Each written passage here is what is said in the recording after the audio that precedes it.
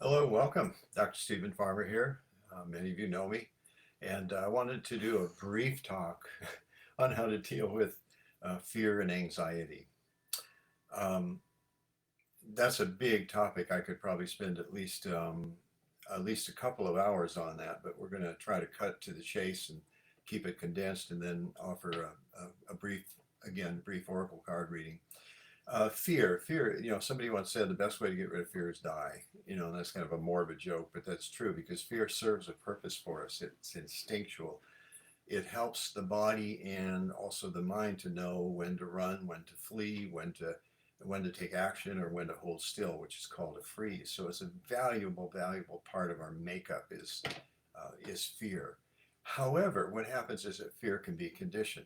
I think that's almost needless to state. It can be conditioned number of different ways. If you were traumatized, there tends to be a lingering conditioning that goes with fear. So that, let's say, if you had an accident with a train or something like that, well, then subsequent to that, what would happen is that anytime there might be the topic of train or an image of train or the sound of a train, it can trigger that same kind of reaction, that tightening and that what we call anxiety.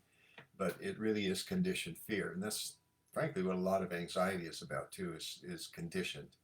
I want to introduce a word to all of you, and that's called activation.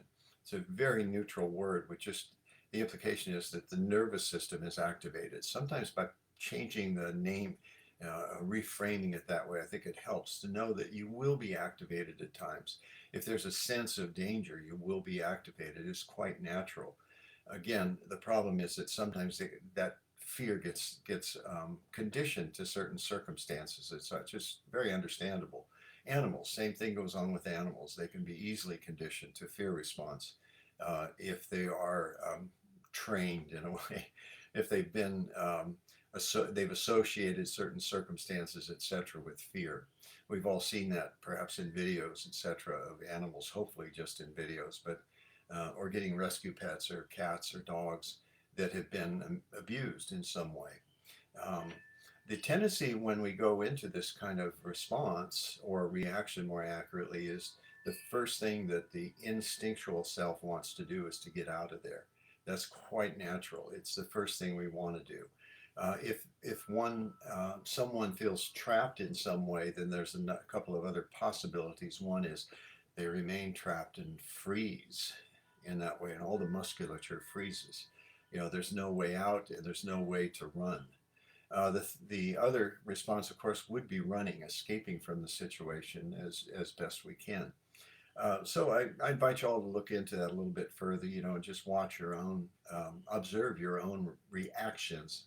I say reaction very intentionally because a response tends to be a little bit more measured. It incorporates the intuition, the intellect, etc., not just the physical reaction that then gets labeled or named as anxiety. I think a lot of anxiety and I think a lot of depression is really a disguise or a mask for post traumatic stress disorder. And I've said it many times, it's not a disorder, it's actually an amazing way that the body organizes the defenses just to survive.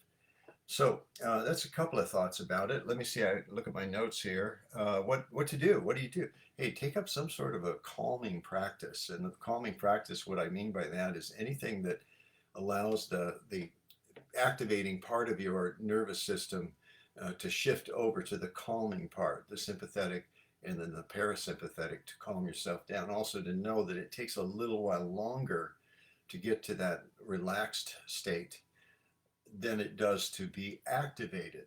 That makes sense. Just think about it. It makes a lot of sense. So any activities that you can do that are soothing, that tone down the activation, that help you achieve a state of calmness, etc., even though it might take a little longer, really, really important. Here's a couple of things. One is meditation. Big deal on medication. Another very, very simple process is you could call it 4x4 breathing. And it's counting when you inhale four, count to four, hold it for four. When you release the exhale, four, hold it for four again. And then repeat this at least about a half a dozen times and watch what happens. I think you'll find that that's going to be very, very useful, like on the spot way of really helping you get to that place of relaxation and calm. Uh, let's see. Oh, creative expression. My dear friend Jacob Nordby has recently released a book called The Creative Cure, and I invite you to check it out at your bookstore or Amazon these days. He's really good about teaching about creativity, and I think it's wonderful. I really admire the man a great deal. Um, any kind of creative expression is going to be useful.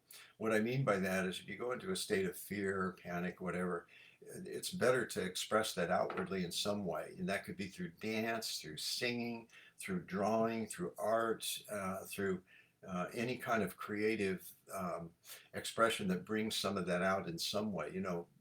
Write about your fear, and then burn the letter. Or not the letter, but burn the piece. That's one way that you could do it also. But the idea there is a creative expression.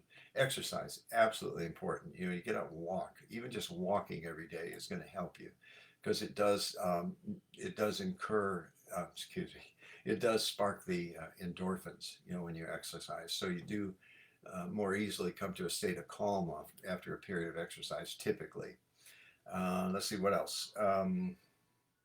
Oh, perspective. I wrote a little piece on perspective in preparing for this, and it's just some information. I'm working on another deck of oracle cards, messages from, I don't know if I want to tell you this or not, but I'll share it with you. Messages from the spirits of nature, and it's really coming together, probably published in the fall, maybe in the spring. I'm not sure yet.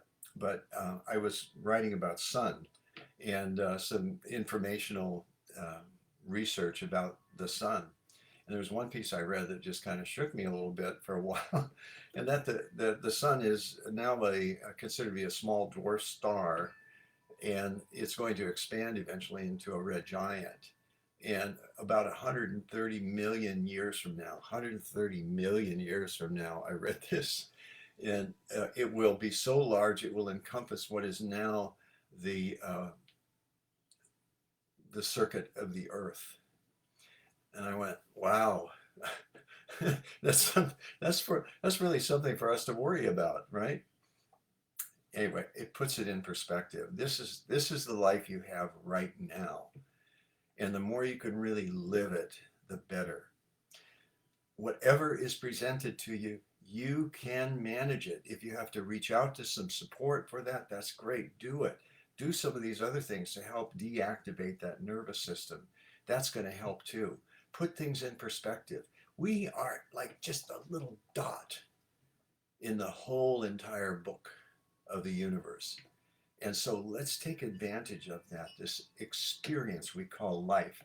Or as the guides told me one time, not too far long ago, and it was a download. I get these kind of messages every so often in different circumstances, walking in the evening with my dogs.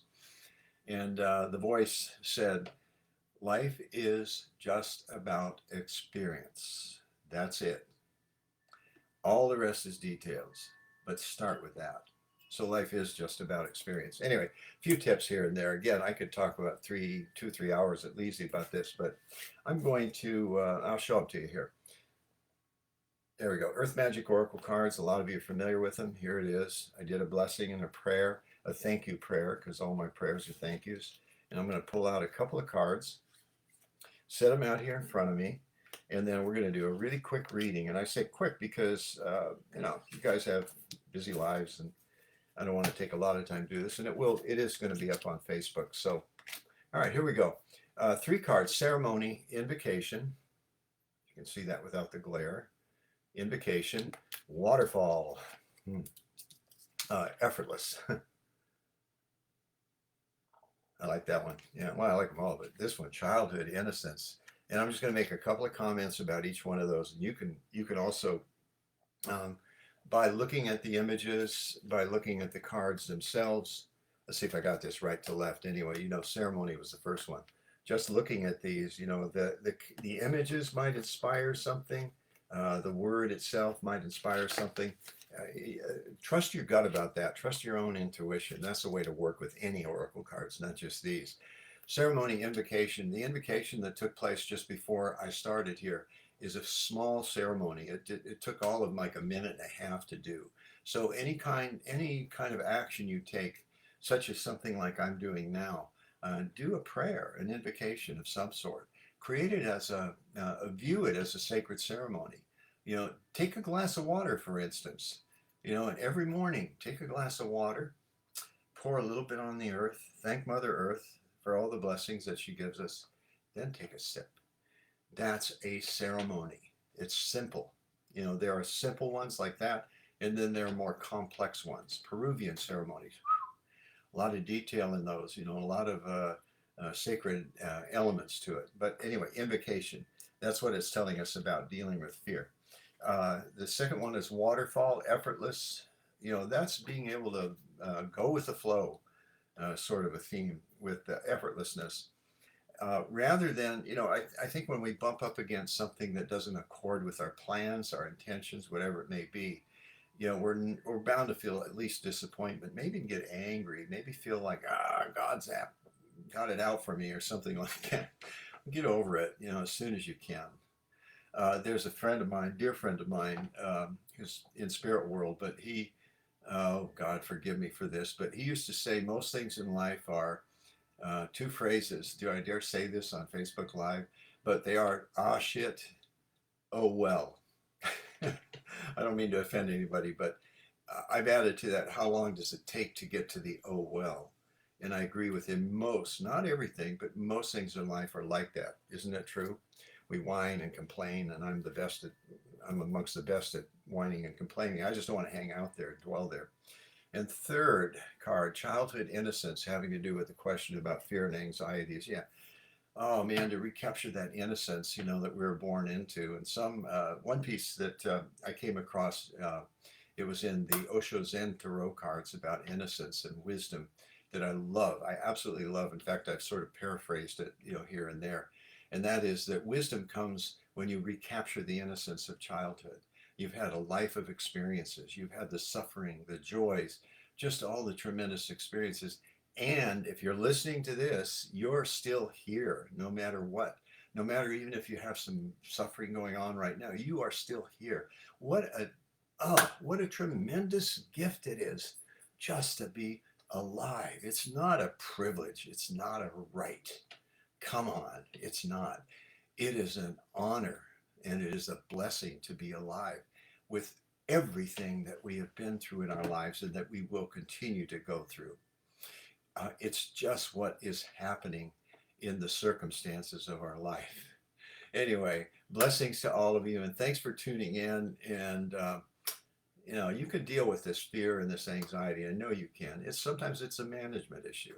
It really comes down to that with a lot of feelings. It's managing your feelings, not trying to pretend they're not there, not denying them, and not indulging them so deeply that you get caught up in some of the cycles of what are less than, shall we say, less than favorable emotions. But we do have emotions, so acknowledge that.